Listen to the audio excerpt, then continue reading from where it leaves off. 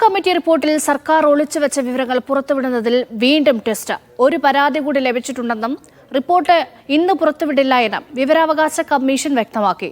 11 ഖണ്ഡികയിലെ വിവരങ്ങൾ പുറത്തുവിടുന്നതിനെതിരെയാണ് പരാതി ലഭിച്ചത്. എന്താണ് പരാതി അറിഞ്ഞതിന് ശേഷം തുടർ നടപടികൾ സ്വീകരിക്കുമെന്ന് ഹേമ കമ്മിറ്റിയിൽ വിവരാവകാശ പോരാട്ടം നടത്തുന്ന അനിരു അശോകൻ മീഡിയ വണ്ണിനോട് പറഞ്ഞു.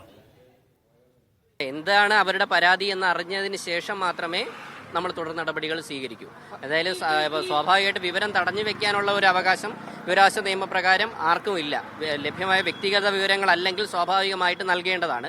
ഞങ്ങളുടെ ഹിയറിംഗിൽ പോലും ഞങ്ങൾ പറഞ്ഞത് വ്യക്തിഗത വിവരങ്ങളാണ് സർക്കാർ ഞങ്ങളിൽ നിന്ന് മറച്ചു വെക്കുന്നതെങ്കിൽ വേണ്ട, ആർക്കും ഒരു ദോഷകരമാകുന്ന ഒരു വിവരവും ഞങ്ങൾക്ക് വേണ്ട.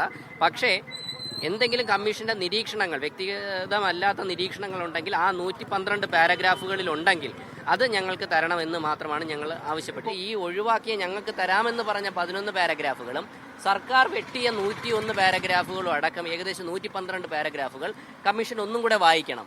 ആ പാരഗ്രാഫുകളിൽ എന്തെങ്കിലും വ്യക്തിഗത വിവരങ്ങൾ അല്ലാത്ത എന്തെങ്കിലും വിവരങ്ങൾ സമൂഹം അറിയണമെന്ന് കമ്മീഷന് തോന്നുകയാണെങ്കിൽ ഞങ്ങൾക്ക് തരണം എന്നുള്ളതാണ് പറഞ്ഞിട്ടുള്ളത്.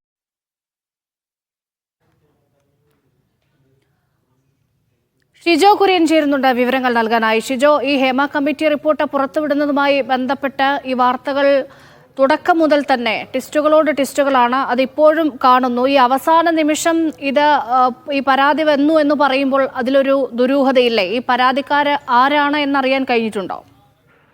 രേഷ്മ, വലിയ ദുരൂഹതയുണ്ട്. ഒരു ക്രൈം ത്രില്ലർ സിനിമ പോലെയാണ് ഈ ഹേമ കമ്മിറ്റി റിപ്പോർട്ടുമായി ബന്ധപ്പെട്ടുകൊണ്ട് ഓരോ ദിവസവും പുറത്തു വരുന്ന വിവരങ്ങൾ. ആരാണ് അവസാന നിമിഷം പരാതി കൊടുത്തതെന്നോ, ഈ പരാതിയുടെ ഉള്ളടക്കം എന്താണെന്നോ, എപ്പോഴാണ് ഈ പരാതി വിവരാവകാശ കമ്മീഷനിൽ ലഭിച്ചതെന്നോ, ഈ ഒരു കാര്യങ്ങളൊന്നും ഇപ്പോഴും വ്യക്തമല്ല. പല കാര്യങ്ങളും അവ്യക്തമായി തന്നെ തുടരുകയാണ്. ഹേമ കമ്മിറ്റി റിപ്പോർട്ടിലെ ഉള്ളടക്കം പോലും ഇപ്പോഴും പല കാര്യങ്ങളുമായി ബന്ധപ്പെട്ടുകൊണ്ട് അവ്യക്തമാണ്. അതേ രീതിയിൽ തന്നെയാണ് ഇതിനകത്തും നാടകീയത തുടർന്നു പോകുന്നത്. അതായത് ഹേമ കമ്മിറ്റി റിപ്പോർട്ടിലെ 49 മുതൽ 53 വരെയുള്ള പേജുകളിലെ 11 ഖണ്ഡികയിലെ വിവരങ്ങൾ പുറത്തുവിടുന്നത് സംബന്ധിച്ച് ഇന്ന് വിവരാവകാശ കമ്മീഷന്റെ ഉത്തരവുണ്ടാകുമെന്നുള്ള വിവരമാണ് ഇക്കഴിഞ്ഞ ദിവസം വിവരാവകാശ കമ്മീഷൻ ഓഫീസിൽ നിന്ന് നമ്മളെ അറിയിച്ചത്. അപ്പോൾ അതിന് പ്രകാരം ഇന്ന് 11 മണിയോടുകൂടി ഈ വിവരങ്ങൾ പുറത്തുവിടുന്നത് സംബന്ധിച്ച് ഉത്തരവ് പ്രതീക്ഷിച്ചു പോയ അപേക്ഷകരെയും മാധ്യമപ്രവർത്തകരെയും ഞെട്ടിച്ചുകൊണ്ടാണ് അവസാന നിമിഷം ഇത്തരത്തിലൊരു പരാതി അവിടെ ലഭിച്ചിട്ടുണ്ട്. അതുകൊണ്ട് ഇന്ന് ഇക്കാര്യത്തിൽ ഉത്തരവുണ്ടാകില്ല എന്ന് വിവരാവകാശ കമ്മീഷൻ അറിയിച്ചത്. അതായത് ഇങ്ങനൊരു പരാതി, ഇതിലെ ഉള്ളടക്കം പുറത്തു പോകുന്നതിനെതിരെ വിവരാവകാശ കമ്മീഷനിൽ ഒരു പരാതി വന്നിരിക്കുന്നു. അപ്പോൾ ആ പരാതി പരിശോധിച്ചതിന് ശേഷം മാത്രമായിരിക്കും ഇനി ഇതിന്റെ ഉള്ളടക്കം പുറത്തു പോകുന്നത് സംബന്ധിച്ചുകൊണ്ട് വിവരാവകാശ കമ്മീഷൻ ഒരു ഉത്തരവിറക്കുക.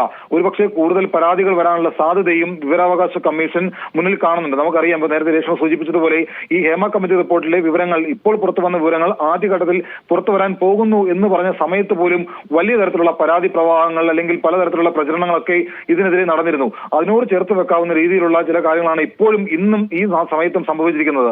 അതായത് ഈ 49 മുതൽ 53 വരെയുള്ള പേജുകളിലെ 11 ഖണ്ഡികയിലെ വിവരങ്ങൾ പുറത്തു വന്നാൽ അത് ആരൊക്കെയോ വലിയ തരത്തിൽ ബാധിക്കും. അത് പുറത്തു വരുന്നതിനെ ആരൊക്കെയോ വലിയ രീതിയിൽ ഭയപ്പെടുന്നു എന്നുള്ളതാണ് ഇന്നത്തെ ഈ ഒരു ടെസ്റ്റ് കാണുമ്പോൾ നമുക്ക് മനസ്സിലാകുന്നത്. എന്തായാലും ഈ പരാതിയൊക്കെ പരിശോധിച്ചതിന് ശേഷമായിരിക്കും വിവരാവകാശ കമ്മീഷൻ ഈ ഉത്തരവ് പുറപ്പെടുവിക്കുന്ന സംബന്ധിച്ചുള്ള ഒരു തീരുമാനത്തിലേക്ക് പോവുക. ഒരുപക്ഷെ കൂടുതൽ പരാതികൾ വന്നാൽ അതെല്ലാം പരിശോധിച്ചതിന് ശേഷമായിരിക്കും ഈ ഒരു തീരുമാനത്തിലേക്ക്, അല്ലെങ്കിൽ ഉത്തരവ് എന്നത്തേക്ക് പ്രഖ്യാപിക്കണം അല്ലെങ്കിൽ ഉത്തരവ് എന്നിറക്കണം എന്നുള്ള കാര്യത്തിലേക്ക് വിവരാവകാശ കമ്മീഷൻ എത്തിച്ചേരുക. രേഷ്മ, ശരി. ഷിജോ കുര്യനാണ് വിവരങ്ങൾ നൽകിയത്.